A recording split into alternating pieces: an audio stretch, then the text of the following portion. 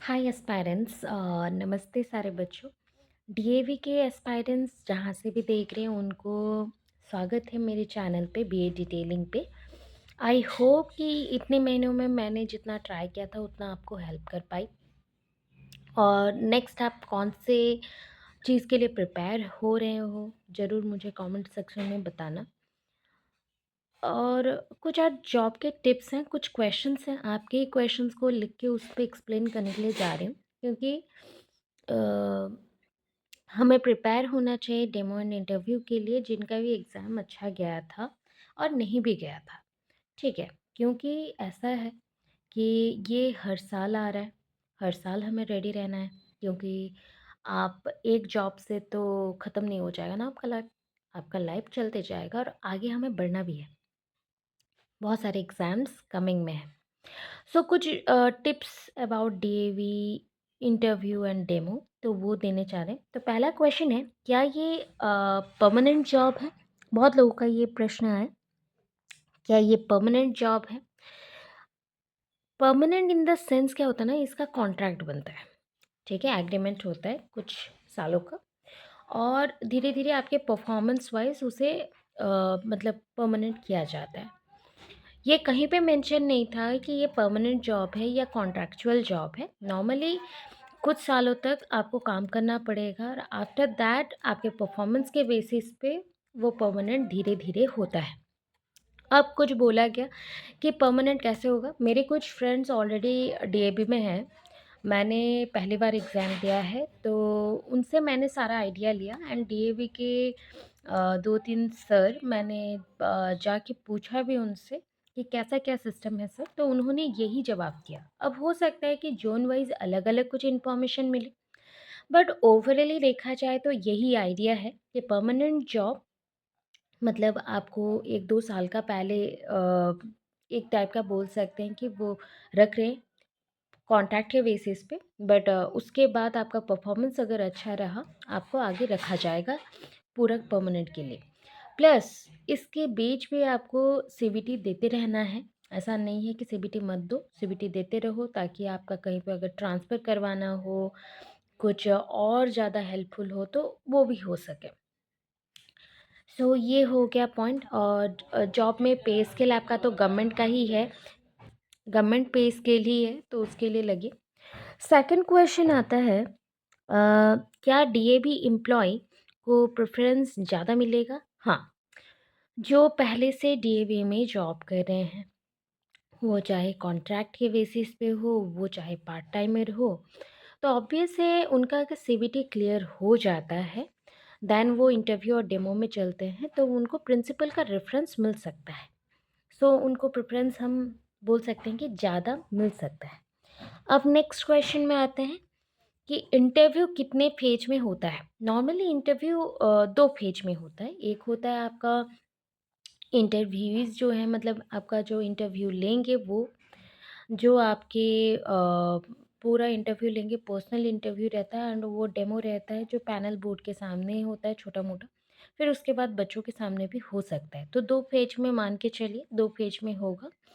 फिर आपका क्वेश्चन आया, ज़ोन वाइज़ क्या अलग इंटरव्यू होते हैं?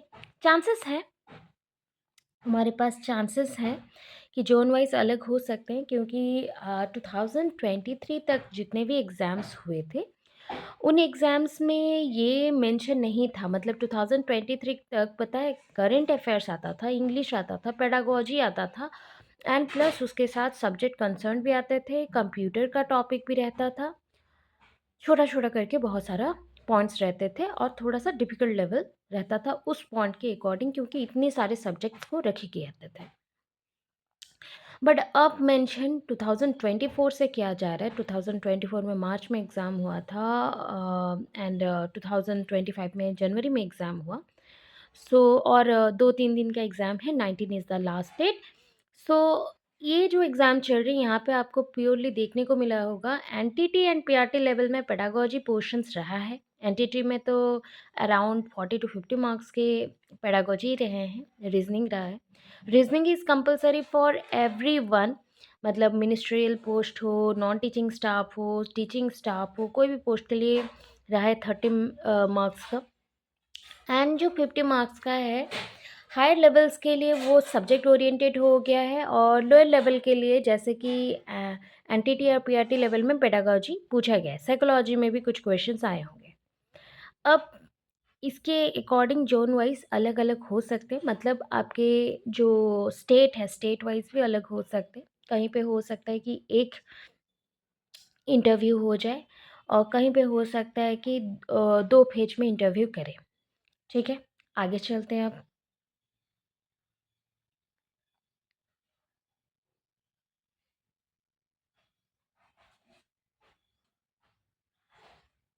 ठीक है, कट ऑफ मार्क्स 2025 का क्या रहेगा? सो मैं बार बार बोल के ये आपको मतलब परेशान नहीं करना चाहती कि मुझे दूसरे इंटरव्यूज़ जो होते हैं उसके बेसिस में आइडिया लेती हूँ, एंड दूसरे जो एग्ज़ाम्स होते हैं उसके बेसिस में भी आइडिया लेती हूँ, देन आपको बताती हूँ। ऐसा नहीं है कि मैं यूट्यूबर से ही पॉइंट ऑफ व्यू से ही चलूँगी, या फिर कॉपी पेस्ट करना है, कॉपीराइट करना है, ऐसा कुछ नहीं है। तो वो अपने अकॉर्डिंग बोलते हैं, बट मैं एक एस्पायरेंट हूँ, तो आपके प्रॉब्लम समझ पा रही हूँ कि कितने टेंशन लगता है कि किसी को जॉब पूरा नेसेसरी होगा एंड जॉब उसको नहीं मिल रहा होगा या प्रॉब्लम हो रहा होगा, तो बहुत ज़्यादा ही तकलीफ़ होता है। तो उसके अकॉर्डिंग अगर उम्मीद दिखा जाए तो क्या होता है?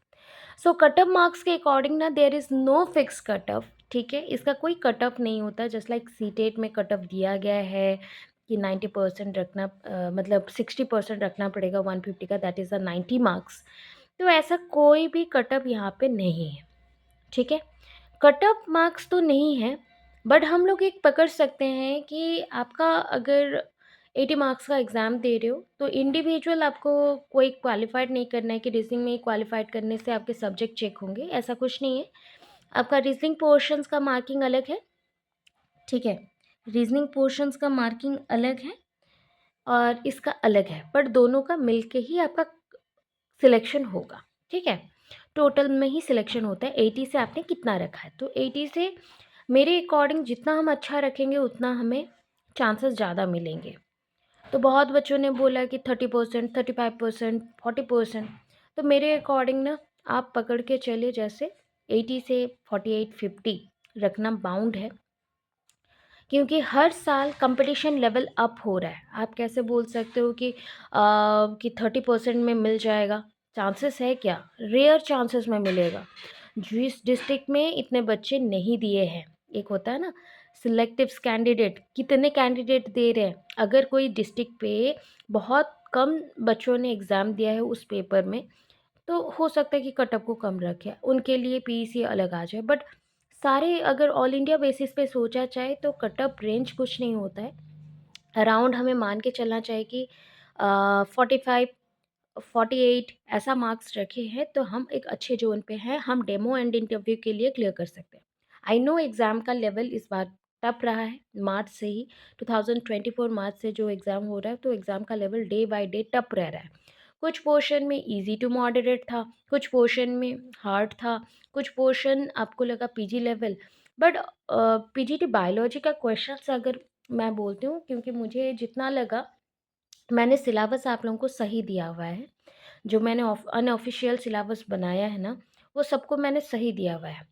अगर उतना पोर्शन नहीं प्रिपेयर करेंगे तो डेमो नहीं होगा, इंटरव्यू क्लियर नहीं कर पाएँगे, ना ही एग्ज़ाम क्लियर कर पाएँगे। आपको हमेशा थोड़ा-सा अप लेवल का पढ़ना चाहिए, क्योंकि जिनको डिटेल पढ़ने का आदत है ग्रेजुएट लेवल तक का, पीजी लेवल तक का, वो ईज़िली क्लियर कर सकते हैं। इतना ही बोलना चाहते हैं। ठीक है? जो कि पीजीटी लेवल के लिए। टीजीटी लेवल के लिए एटलीस्ट +2 लेवल तक का पूरा डिटेल्ड जानना पड़ेगा। एंड पीआरटी में कुछ बच्चों ने बोला उनके सब्जेक्ट में +2 लेवल तक का और ग्रेजुएशन लेवल तक का क्वेश्चन आया हुआ है। कुछ क्वेश्चंस तो ऐसे रहते हैं कि आ सकते हैं, पॉसिबिलिटीज़ है। तो इस बेसिस पे ध्यान रखना कि कमिंग के लिए आप अगर प्रिपेयर होते हो तो उस तरह से ही प्रिपेयर रहे। अब पॉइंट आता है कि कट ऑफ मार्क्स 2025 का क्या रहेगा। मैंने बोल दिया है कि अराउंड अगर सेफ जोन में जाना चाहते हो तो 45 टू 48, 50 ऐसा सोचो आउट ऑफ 80। देन आप एक बोलोगे कि हाँ, मैं डेमो के लिए रेडी हूँ, डेमो के लिए जा सकता हूँ, अगर आप सोच रहे हो कि दिमाग से कि ठीक है बोल के। अब चलो आगे।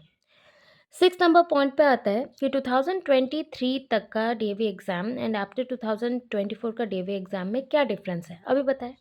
2023 में आपके जितने भी पेपर्स होते थे उससे पहले सब्जेक्ट कंसर्न में रहता था current affairs, computer awareness, reasoning, English, अपना लैंग्वेज तो एक रहेगा ही, प्लस आपका पेडागॉजी प्लस सब्जेक्ट।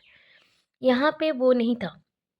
इस बार 2024 से इस बार मतलब 2024, 25, 26 जो अपकमिंग आएगा, रीजनिंग एंड सब्जेक्ट करते जाना प्रॉपर वे से, वो जरूर आएगा। नंबर 7 पे चलते हैं। What to wear in demo and interview. जब बात कर रहे तो हम लोग कर लेते। जब आप डेमो एंड इंटरव्यू देने जाओ तो आपने बहुत सारे ऑफिसेस में डेमो इंटरव्यू दिया होगा या फिर कोई स्कूल कॉलेज में तो दिया होगा, तो ना एक डिसेंट लुक आना चाहिए। आप कोई भी ड्रेसेस नहीं पहन सकते हो, और ये चीज़ ना बीएड के जब भी आप टीचिंग देने जाते हो वही बताया जाता है आपको। लाइट कलर के ड्रेसेस पहने। आप चाहो तो सूट पहन सकते हो प्रॉपरली, लड़कियां हैं। एंड अगर लड़कियां साड़ी वेयर करना चाहती तो साड़ी भी पहन सकती हैं। बट मैं प्रेफर करूँगी कि आपको जो बेटर लगे वो पहनिए, बट जीन्स ना पहनिए या ना ही आप चूड़ीदार पहने और बड़े बड़े ड्रेस पहने, ऐसा कुछ नहीं चाहिए। एक सिंपल डिसेंट सा लुक लाना है तो वैसे ही कपड़े पहने हल्के कलर के ऊपर। फ्लैट जूते पहन सकते हो, फ्लैट चप्पल पहन सकते हो। बहुत हील्स पहन के जाने का कोई ज़रूरत नहीं, और डिसेंटली आपको एंटर मारना है। बालों को बहुत ज़्यादा नहीं सजाना है, हल्का-फुल्का, मेकअप भी हल्का रखिए, उससे आपका कॉन्फिडेंस बिल्ड होगा। बहुत बोलो कि मैम मेकअप नहीं करेंगे, मत करो, कोई प्रॉब्लम नहीं, बट एक साफ-सुथरा होके घड़ी पहन के जाओ, पेन पकड़ के जाओ, सब लेके जाओ। उसके अपोज़िट में बॉयज़ क्या पहने? बॉयज़ को मैं बोलूँगी कि जैसे थोड़ा लाइट कलर के शर्ट्स एंड नीचे पैंट, जीन्स ना पहने। जीन्स पहन रहे हो तो थोड़ा-सा डिसेंट लुक वाला जीन्स पहने, कटा-वटा वाला नहीं पहने। और नॉर्मल पैंट्स पहन सकते हो, कॉटन पैंट्स पहन सकते हो जो कि ब्लैक, ब्राउन ऐसा हल्का, और जूते पहन सकते हैं आप। चप्पल पहन के ना जाएँ, आपके लुक ख़राब हो जाएँगे, ठीक है? इतना चलेगा। और कोई भी मतलब ऐसा एक्सेसरीज़ आपको यूज़ नहीं करना है जैसे उनको लगे कि हाँ, बहुत ही ज़्यादा स्टाइलिश बन के आया है, ऐसा कुछ नहीं। वो पार्टी नहीं कर रहे हो, आप लोग इंटरव्यू देने जा रहे हो, तो जस्ट लाइक हमें एक प्रॉपर डिसेंट लुक चाहिए, जैसे वो देख के ही अट्रैक्ट हो जाए, क्योंकि हमारा जेस्चर, हमारा बॉडी लैंग्वेज बहुत इंपॉर्टेंट होता है, हमारा ड्रेसिंग सेंस बहुत इंपॉर्टेंट होता है किसी के ऊपर इम्प्रेशन जमाने के लिए। So that's it. अभी चलो आगे। टीएलएम बनाना ज़रूरी है क्या? हाँ, ज़रूरी है। बहुत ज़रूरी है टीएलएम बनाना, क्योंकि टीएलएम से बच्चों को आप जब पढ़ाएँगे वो अट्रैक्ट होंगे। जो एग्ज़ामिनर आपको एग्ज़ामिन कर रहा है, जैसे कि वो चेक कर रहा है कि इंटरव्यू में आप सही ढंग से बनाए हो कि नहीं। तो एक ना पेपर में लेसन प्लान भी बना के लिख के जाना, उससे और ज़्यादा बेनिफिट्स मिलेगा आपको भी, और टीचर को भी लगेगा, जो कि सुपरवाइज़र्स हैं या एग्ज़ामिनर हैं, वो भी अच्छे से आपको चेक करेंगे कि अच्छा, ये इस बच्चे ने सब कुछ किया हुआ है, रेडी है पूरा, जैसे एक टीचर को देना चाहिए टीचिंग उस अकॉर्डिंग। तो 2-3 चीज़ बोलती हूँ। टीएलएम बनाओगे मतलब टीचिंग लर्निंग मटेरियल, कोई आपके टॉपिक पे मॉडल हो सकता है, चार्ट हो सकता है, और आप कोई डायरेक्ट मॉडल स्पेसिमेन भी ले सकते हो, प्लस एक लेसन प्लान बना के रखना, ताकि वो जान सके कि आपको ये फॉर्मेट भी आता है, ठीक है? अगर वो नीड करे तभी निकाल के दो, अदरवाइज़ मत दो, ठीक है? टीएलएम ज़रूर आप यूज़ करें। टीएलएम के साथ और क्या-क्या मटेरियल चाहिए, टीएलएम कैसे बनाएँगे, वो भी मैं बहुत जल्दी आपको बता दूँगी। अब आगे चलते हैं। आई कांटेक्ट नेसेसरी है क्या? Yes, eye contact is also necessary, बहुत नेसेसरी होता है आई कांटेक्ट करना, क्योंकि और एक चीज़ नोटिस करना, अगर जब पढ़ा रहे हो और आपने क्या किया है कि पढ़ाते हुए बच्चों को नहीं देखा, आपने क्लासरूम को मैनेज नहीं किया, और आपने जो इंटरव्यूअर्स आपको एग्ज़ामिन कर रहे हैं उनको नहीं देखा, तो वो सोचते हैं कि आप साए हो या हिपोक्रेट हो, आप उनको चेक नहीं कर पा रहे हो, या फिर आप बच्चों के साथ तो मिल-जुल नहीं पाओगे। तो इसलिए सारे बच्चों को जैसे हमें सोचना चाहिए कि सामने से बच्चे बैठे हैं और उनके लिए आप डेमो दे रहे हो, तो प्रॉपर वे से डेमो दीजिए। ठीक है? तो आई कॉन्टैक्ट नेसेसरी है, बाउंड है। ठीक है? नेक्स्ट चलते हैं। कौन से लैंग्वेज में बात करें? तो मोस्ट प्रोबेबली ये आपके स्कूल्स जो हैं इंग्लिश मीडियम स्कूल्स हैं, और कुछ जगह पे जोनल डीएवी स्कूल्स भी हैं जो हिंदी मीडियम लैंग्वेज में चलता है। दोनों अलाउड है, इंग्लिश एंड हिंदी। बट मैं बोल दूँ, जब इंट्रोडक्शन दे रहे हो अपना, छोटा सा ब्रीफ बोलना चाहते हो, क्योंकि उन्होंने पूछा है पर्सनल इंटरव्यू में, ये टॉपिक आता है कि what's your name, what's your hobby, what's your professional details, तो वो आपको देना पड़ेगा। क्वालिफ़िकेशन क्या है, तो उसको आप इंग्लिश में ही दीजिए, तो इससे एक आपका इम्प्रेशन उनके ऊपर जमेगा। अगर बोलते हो कि मैम मुझे पूरा टोटल नहीं आता इंग्लिश, तो अपने आप हिंदी और उड़िया और जो भी आपके लैंग्वेज है उसमें भी दे सकते हो। बट कॉन्फिडेंट हो, प्रिपेयर करो तो हो जाएगा। अब ना बाकी के कुछ जो पॉइंट्स हैं हम नेक्स्ट वीडियो में करेंगे, क्योंकि और भी बहुत सारे डाउट्स हैं, पार्ट 2 में देखते हैं। बट इतने पॉइंट्स के साथ मैं आपको बोलना चाहूँगी कि इतना पहले करना शुरू करें। कॉन्फिडेंट हो तो प्रिपेयर होना शुरू करो। अपना बेस्ट देना है तो बहुत सारा प्रिपरेशन का नीड है। सो इतना ही। Thank you so much. मिलते हैं नेक्स्ट वीडियो में जो कल अपलोड होगा। सो स्टे ट्यून्ड एंड ज़रूर वीडियोस को देखें, लाइक करें, कमेंट करें और सब्सक्राइब भी ज़रूर करें, ताकि अपकमिंग जो भी आएंगे न्यूज़ उसको मैं बता सकूं। एंड बोला जा रहा है कि जनवरी लास्ट वीक तक रिजल्ट्स आउट हो जाएंगे, क्योंकि अगर 15 तक एग्ज़ाम था तो 20 तक रिजल्ट आने वाला था, 5 दिन का गैप दिया था। तो 19 को ख़त्म हो रहा है, तो उससे 5 दिन मान लो, तो लास्ट वीक मतलब 24-25 की तरफ पकड़ सकते हैं, या हार्डली अगर उससे भी लेट होता है तो 26 से 30 के अंदर आपका रिजल्ट्स आउट हो जाएंगे। तो उसके लिए आप तैयार होना शुरू करें। और अगर इसके लिए भी किसी बच्चे का नहीं होता है, कोई प्रॉब्लम नहीं। कमिंग में केवीएस है, ईएमआरएस है और बहुत सारे एग्ज़ाम्स है, उसके लिए तैयारी हम जारी रखेंगे। तो अब आपके लिए सोचा जा रहा है ना, हर दिन का करंट अफेयर्स चुन चुन के, जो एजुकेशनल करंट अफेयर्स है जो आने के चांसेस हैं, उस पे मैं काम करूँ हर दिन। ज़्यादा नहीं, 10 से 20 क्वेश्चंस हम प्रैक्टिस करें। आपका क्या सजेशन है, ओपिनियन है, मुझे ज़रूर बताएं। क्या मैं इसको कंटिन्यू रखूँ, आप सब देखेंगे, या फिर अ, आप जितना चल रहा है उतना ही चले? So thank you so much. And pedagogy पे भी हमें बहुत सारा काम करना है, तो पेडागोजी वीडियोस भी आएगा। और मैंने सोचा है कि दूसरे दूसरे स्टेट्स के जितने पेडागोजी क्वेश्चंस हैं, साइकोलॉजी के क्वेश्चंस हैं, सारा एमसीक्यूज हम कर ले, ताकि हमारा पेडागोजी एक भी गलत ना हो। तो ये रिसेंट का टारगेट है। आप अपना ओपिनियन ज़रूर दें, और कुछ बेनिफिट्स मिल रहे हैं, कुछ और डाउट्स हैं तो ज़रूर बताएं। मैं अपने लेवल में जितना मुझे समझ आ रहा है, मैं जितना पूछ पा रही हूँ, बाकी यहाँ पे 2-3 डीएवी स्कूल्स हैं वहाँ से इन्फॉर्मेशन कलेक्ट कर पाऊँगी, तो मैं आपको ज़रूर बताऊँगी। Thank you so much. Have a good day. Radhe Radhe.